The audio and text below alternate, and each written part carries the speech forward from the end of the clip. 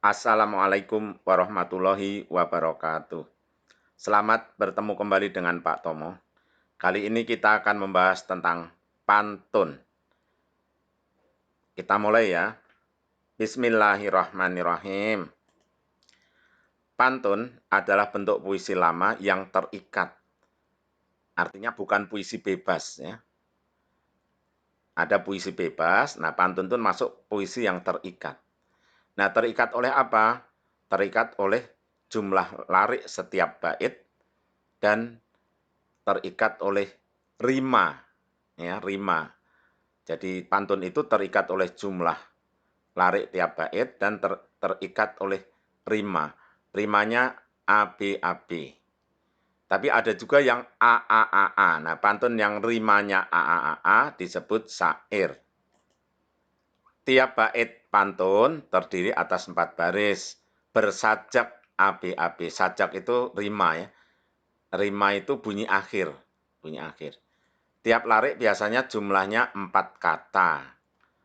Baris pertama dan kedua disebut sampiran, baris ketiga dan keempat disebut isi. Setiap baris terdiri antara 8 sampai 12 suku kata.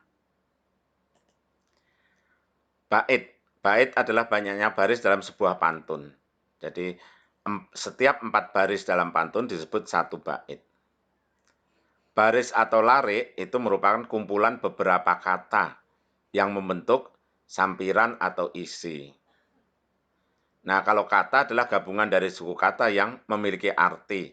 Kalau tidak punya arti namanya bukan kata ya, suara namanya. Suku kata. Suku kata adalah penggalan-penggalan bunyi dari kata. Misalnya minum terdiri dari suku kata mi dan nom, minum. Nah, rima itu sering disebut saja adalah akhiran atau huruf vokal terakhir. Huruf vokal yang terakhir pada sebuah baris pantun. Sampiran adalah bagian pantun yang terletak pada baris ke-1 dan kedua yang merupakan sketsa atau pembayang suasana yang mengantarkan isi pantun. Nah, nanti akan ada contohnya nanti ya. Bagian pantun berikutnya itu isi. Isi adalah bagian pantun yang terdapat pada baris ketiga dan keempat yang merupakan kandungan atau tujuan dari pantun tersebut. Terakhir, dalam pantun ada diksi. Diksi adalah pemilihan kata yang tepat atau selaras. Jadi untuk nulis pantun dipilih-pilih dulu kata yang selaras, yang enak ya. Kita lanjutkan. Sekarang jenis-jenis pantun. Berdasarkan isinya, pantun itu terdiri dari pantun jenaka, itu yang lucu ya, isinya lucu. Pantun nasihat, isinya berupa nasihat. Pantun teka-teki, isinya berupa pertanyaan. Nanti yang baca pantun suruh jawab. Pantun kiasan, nah isinya berupa perumpamaan. Berdasarkan usianya, pantun terbagi menjadi pantun anak-anak, pantun orang muda, dan pantun orang tua.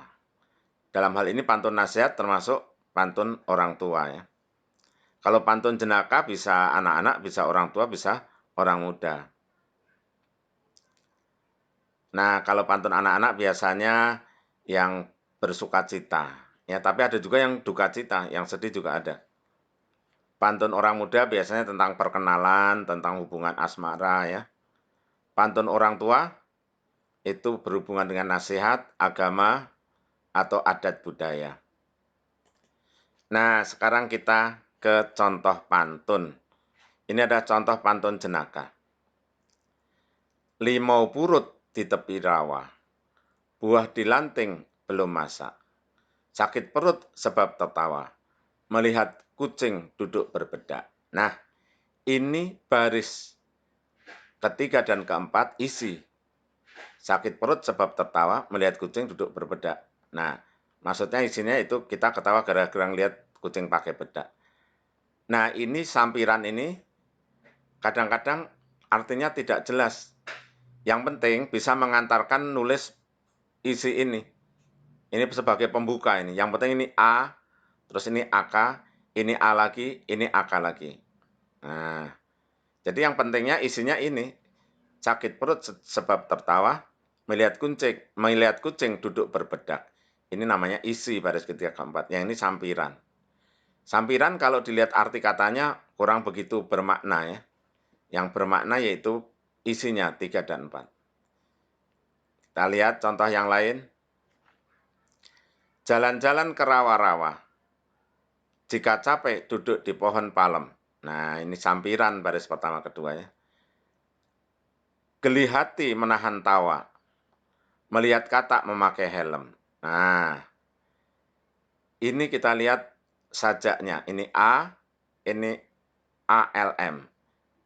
Ini A, ini ELM. Jadi yang pertama sama dengan ketiga, yang kedua sama dengan keempat. Walaupun nggak persis banget ya. Sekarang pantun peribahasa. Berakit-rakit ke hulu, berenang-renang ke tepian. Bersakit-sakit dahulu, bersenang-senang kemudian. Nah, yang menjadi isi adalah bersakit-sakit dahulu, bersenang-senang kemudian. Yang ini namanya sampiran. Ini namanya isi.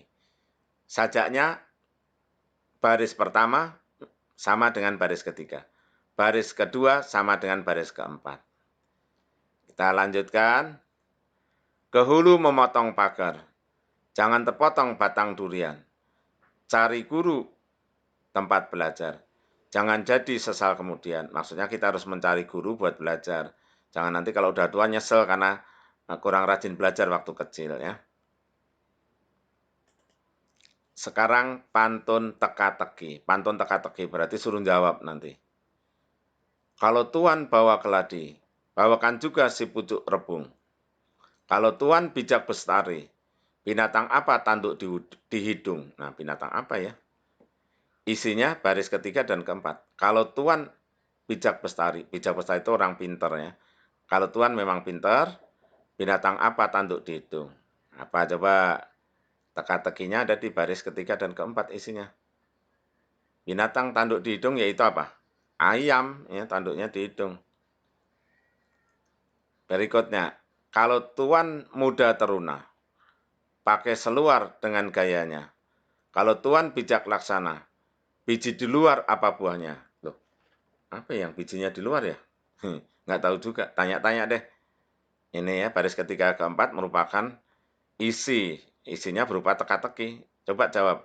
Kalau Tuan bijak laksana, maksudnya kalau kalian pintar, biji di luar apa buahnya? Buah apa yang bijinya di luar, coba. Berikutnya adalah contoh pantun nasihat. Kayu cendana di atas batu, sudah diikat dibawa pulang. Ada dunia memang begitu, benda yang buruk memang terbuang. Nah, ini nasihat bahwa ada dunia itu pokoknya yang jelek dibuang. Oleh karena itu kita harus menjadi orang yang baik ya, menjadi orang yang baik biar nggak terbuang. Parang ditetak sebatang sena, belah buluh, taruhlah temu. Barang dikerja tak akan sempurna, bila tak penuh menaruh ilmu. Nah, maksudnya ini baris ketiga dan keempat adalah isinya. Isinya yaitu kita tidak akan bisa bekerja dengan baik kalau tidak menuntut ilmu dengan sungguh-sungguh. Nah, nggak bisa kita bekerja jadi dokter kalau tidak sekolah dulu kedokteran ya. Nah, baik, sampai sini dulu tentang pantun.